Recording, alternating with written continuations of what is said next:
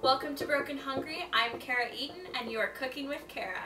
Today we're going to make a few courses. We're going to start off with a Cobb salad, and it's our fast food episode. So Cobb salad is often something that you go out to a restaurant to get and you don't really make it at home. So we're going to start off by making the dressing. Get a bowl and you're going to want to whisk together some red wine vinegar, garlic, 3 tablespoons of olive oil, just a pinch of sugar, and a pinch of salt and pepper. Alright, now if you whisk those ingredients together, you'll have our simple Cobb dressing. Now you can also add a little bit of Dijon like we're going to today. Dijon mustard is much better than regular mustard, I would say so myself. A little bit extra flavor for no cons. After you've made your dressing, we're going to start to make your own salad. It's sort of like a Build-A-Bear, but for your salad. We're going to add some hard-boiled eggs, some avocados, and some tomatoes. Now, Cobb salads are typically made in lines, so you can add as many different things as you want, just arrange it in a line. 1 large tomato, 1 avocado,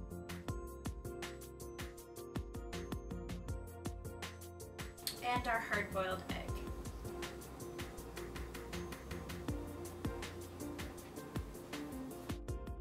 Alright, and our last ingredient is going to be some cheese. Now I'm going to sprinkle this on the whole thing.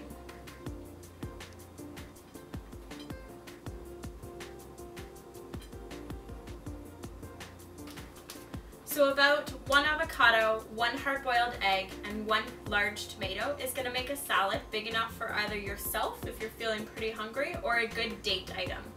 Now it's a pretty easy appetizer, and we'll move on to our final main course meal. Alright, so we're going to start on our main course of your fast food home cooking with Broken Hungry.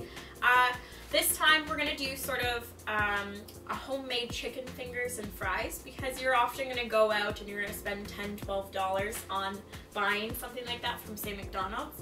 So this is going to be a sort of healthier option and a lot more cheaper. So today we've got a fresh chicken breast. If you buy your chicken fresh, it's going to be cheaper for sure.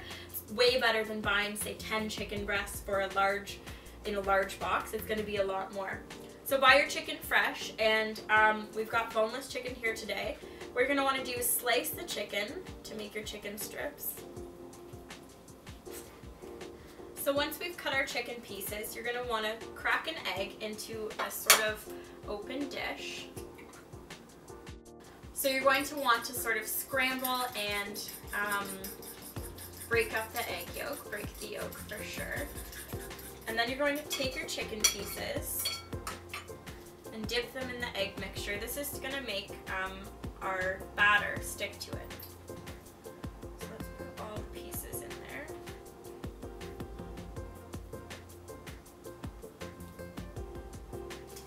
Alright, so I've already filled a big Ziploc bag full of corn flakes. Now corn flakes are sort of a healthier alternative to a batter, because they're not going to have that much fat in it, and they're not going to have many calories along with them.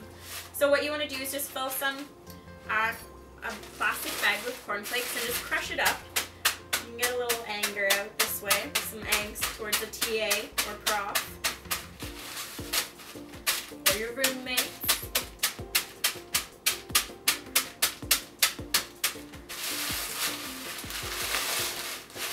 This is sort of a preference whether you want it to have like thick pieces of cornflakes on it, or whether you want to mash it up really good so it's sort of a thinner crust.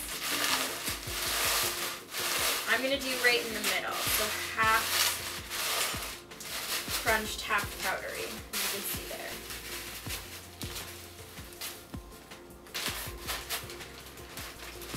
So we're also just going to put the chicken pieces in the bag now.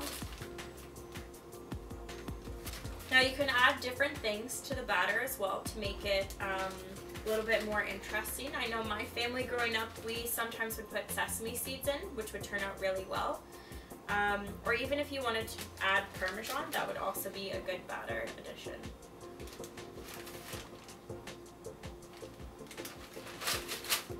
then zipper it up and shake it up.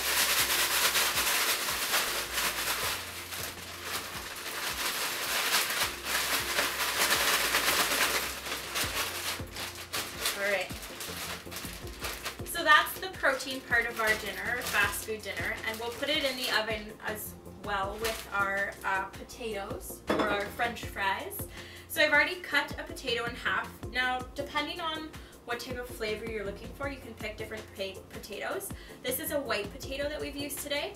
White potatoes are better because they're going to get a better crisp to them in the oven when you bake them.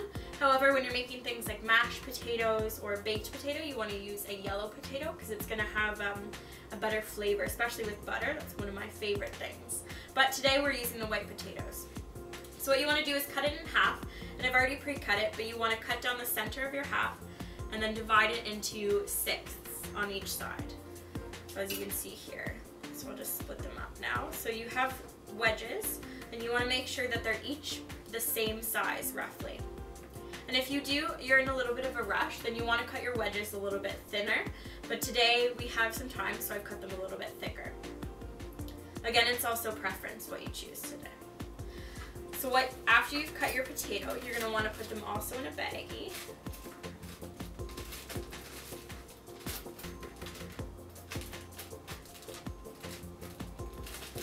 And then just pour a little bit of olive oil on top, enough to coat them.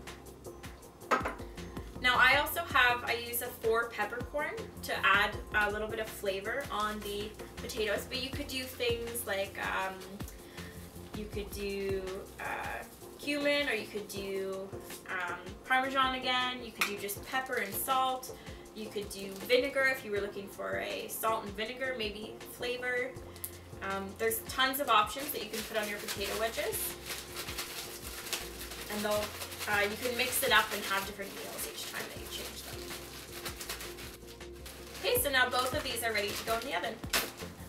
So you're going to want to set your oven to 350 degrees to 375 degrees, and you can put both your chicken fingers and your potatoes on the same platter because they're going to cook at the same temperature. So you're going to cook them for about 20 minutes and flipping about halfway through. Now, it's important to note that you can warm up your potato in the microwave beforehand just so that it gets to that temperature so that you can cook it at the same time as the chicken. So we cooked our potato wedges in the microwave for about 5 minutes just so that they were a little cooked and they would be able to crisp better in the oven. So let's put them in. So our chicken fingers and fries are out of the oven, and as you can see, they're pretty crispy and they're going to have a good bite when you bite into them. The chicken fingers are browned, and now it's time to add our sauces. We've ketchup or salsa is a little bit more of a healthier alternative. Plum sauce, of course, and my favorite is Thai.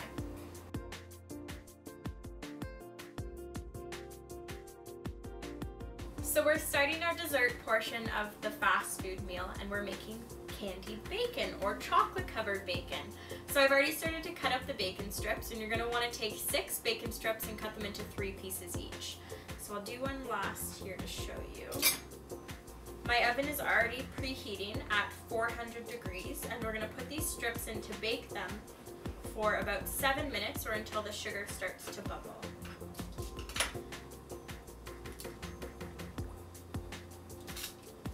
I've also put foil in my pan so that they don't stick to it. Alright.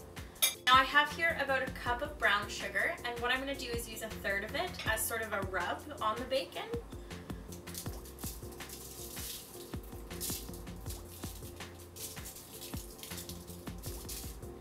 Spread it out.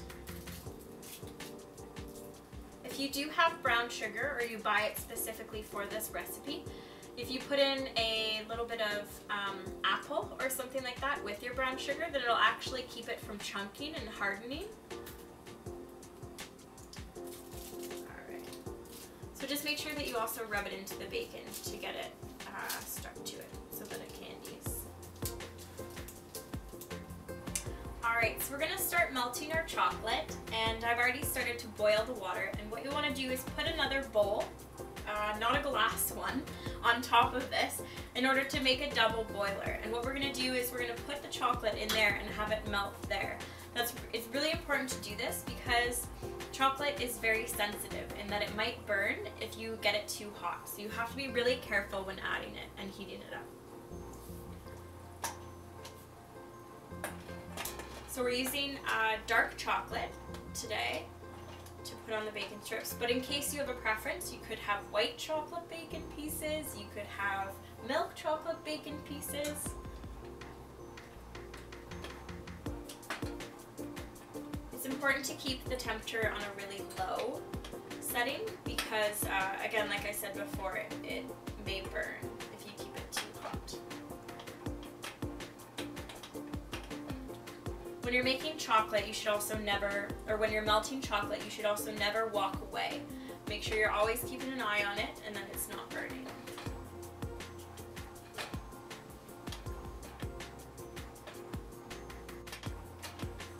So while our chocolate's melting, the bacon's first round is done in the oven, so let's pull it out.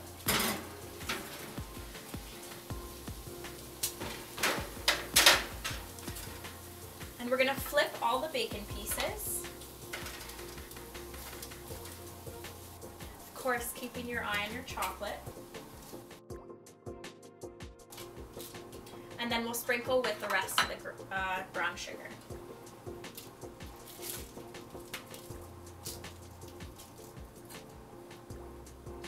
And then they go back in for another 8 minutes. Just keep an eye on them and make sure that the sugar doesn't burn as well. You just want it to boil, not turn a dark color.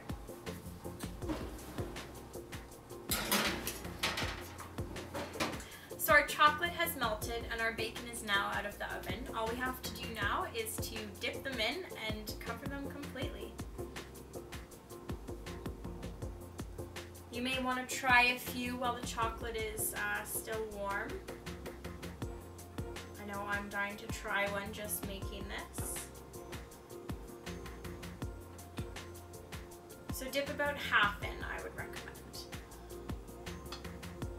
Chocolate covered bacon is actually something that my mom makes as a regular thing for Christmas around when she's having Christmas parties, because she can make it months before and she puts it in the freezer and then brings it out, and it's always sort of a unique thing that people don't really think about. And I think that a lot of people enjoy it just because it is something different. So it's a really good dessert and fast food dessert for our theme today. So now that these are dipped in chocolate, we can put them in the fridge or the freezer so that we can pull them out again. If you want to make a bunch of them before and then pull them out as your dessert later, this is a really good recipe for that, because they can be saved and they can be made in large quantities. Alright, so now we have our 3 dishes. We have our Cobb salad, we have our chicken fingers and fries, a little bit of a healthy addition, and our chocolate covered bacon. These 3 make our fast food episode of Broken Hungry. So now let's see how fast you can go.